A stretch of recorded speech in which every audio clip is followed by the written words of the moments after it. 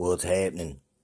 All right, this is a fun subject for me. The lost tribes of Israel. Look right there, Ephraim and Manasseh. Look right there. It says, "His seed shall become a multitude of nations." And he blessed them that day, saying, "Indeed shall Israel bless, saying, God maketh thee as Ephraim and as Manasseh, and as he set Ephraim before Manasseh." Look right here. Jacob, gather yourselves together that I may tell you what which shall befall you in the last days. Look, this Genesis 49. And look, dude, there's more than, look, there's one of these tribes here, Judah. That's the Jews. But this guy right here, look, Simeon, and Levi, look, even though, look, Levites don't have necessarily, Levi was a guy, but Levites aren't necessarily a Levite, like they're related to Levi. Sometimes it's just people are called to be a priest for the Lord, and God chooses who they are. You know what I mean? So it's like they can come from any of the stock of Israel here. Right here, okay, so there's Judah,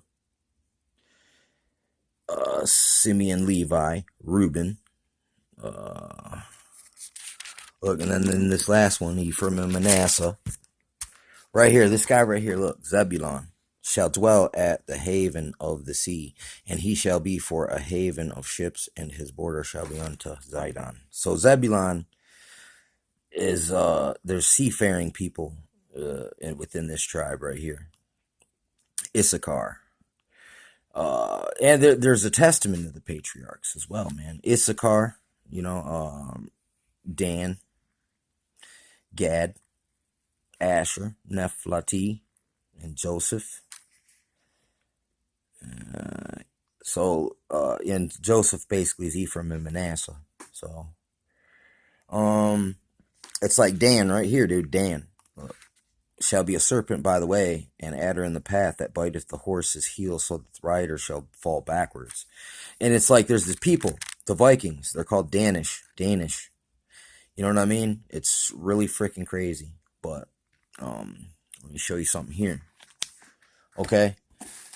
So, in this book here, the Apocrypha, I wasn't aware of this at first, but this second Esdras right here, or fourth Esdras, there's a text, a copy within this Apocrypha here. And in it, it describes a second Exodus by boat. And they would go to a hidden land. And so it's right in here in the second Esdras, this prophecy where they'll go to a far hidden land where mankind never dwelt. And there's probably only one. That's obviously the North Americas. Okay, now I got this book right here, Cochise. Okay, check this out. Let me see if I can find this. This is right here. Okay, let me see. It's real close to the beginning too.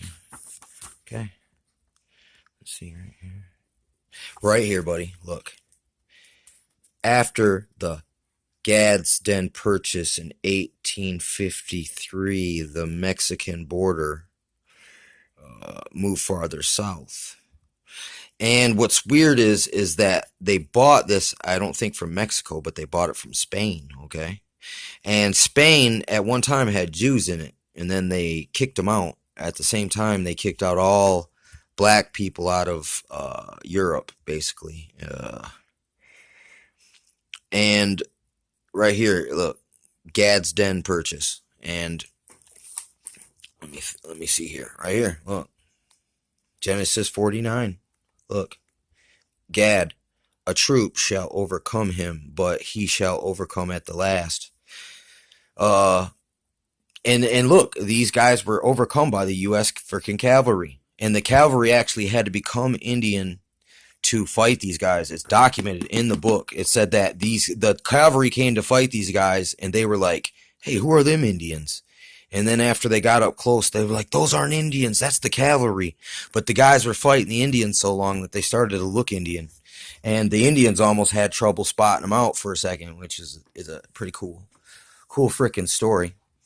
But anyway, okay, in this book right here, there's a part in it. It says that Jews made it to India. Okay, so it's documented in this, or maybe it's in this second Esdras, but it says there's documentation of them being in India, and there's a book or an audio book. I don't have the book, but it said that there's statues where it says the Jews migrated to China way back in the day, and their name was those who cut the sinew, because they had a weird way they cut their meat. What's weird too is that in this, the Ojibwe means to roast, to puckered up, or till the meat is plumpins, basically. And what I find that's really weird, look right here. The Algics, on the other hand, may be descended from the portion of the 10 lost tribes of Israel, whom they also resemble in many important particulars. So it's like, look, that's this book right here.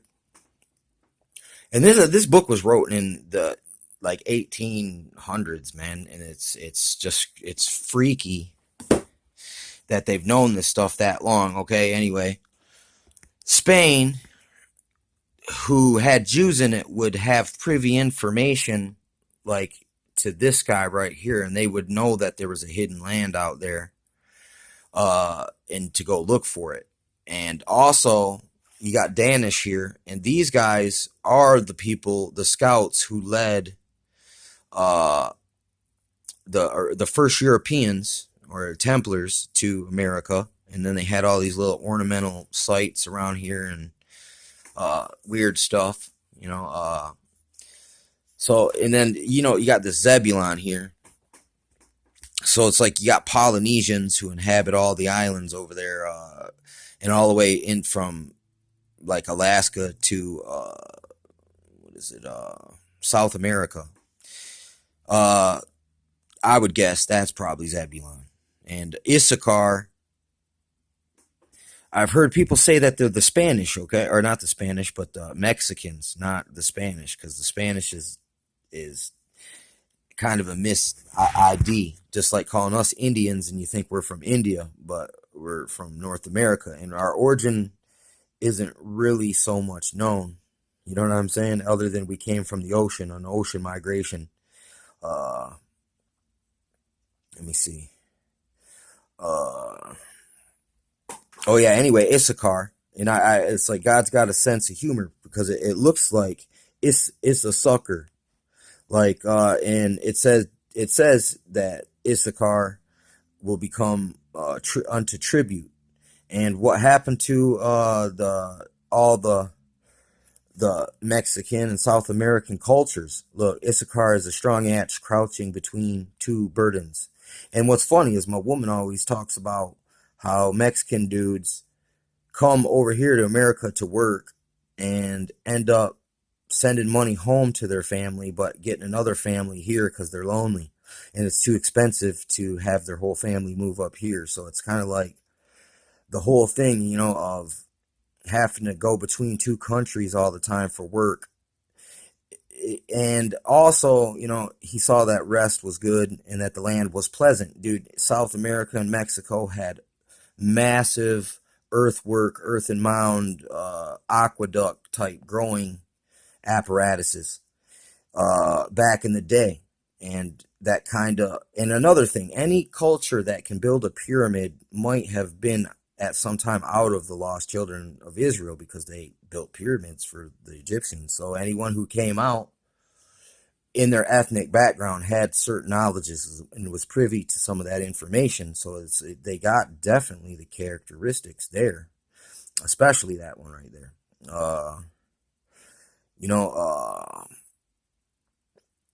It's really crazy right here. But, in they said that there was let me think, what was the other one? Yeah, in this book right here, Book of Jubilees, I think this one has an account where this Roman general erased all the history books to erase the fact that the Africans came over and conquered the whole area for a while. I mean, they don't never hardly ever talk about that in history. Like, look, um, it's really crazy. But you got the Bronze Age, right? And that that's during the Grecian kingdom. Uh, and they said that the copper came from the Great Lakes. So it's like somehow these guys were getting around in that time, and it's just kind of erased from freaking history. But anyway, yeah. So it's like uh,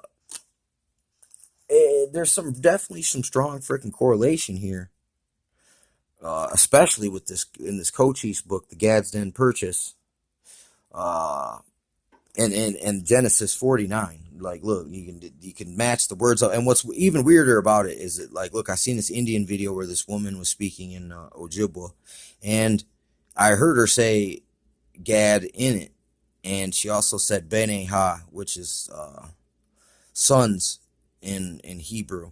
You know what I'm saying? Like Bene Ha Elohim is the sons of God, right? That so it's like I heard her say it in this little video. What was it called? I can't even remember what it was called, but I heard her say it too. So it's kind of like weird. There's like definitely some like like the guy in that other book who said that there could be relation. There's some of the dialect in the writing, even though I don't know Indian language very well. I mean, other than reading it in books, but it's weird because sometimes when I hear people speak in the Hebrew, there's definitely like some recall in my but also, but in this language also I hear Chinese dialect too, like Chinese Hebrew, oddly. But I can't prove any of that yet. I don't have nobody else freaking out here, really delving too deep from that aspect, or the Native American aspect. It's just like, look, we've been so dumbed down, it's been so hidden to us that you'll be looking everywhere else, but not looking in your own backyard sometimes. And there's more out in your backyard sometimes than there's out here everywhere else in the books. Or there's just as much in a way. And it's really nice. It's really nice because it's like these, all this stuff's kind of fell into my lap anyway. All these like confirmations of these that you can almost track the migrations you track the time and where there's a definite like ID you know what I mean? And they're documented. Histories of ancient Religions of Ancient China is the name of the book that talked about those who cut the sinew. And that's so there's China, and then there's another account where they made it to India.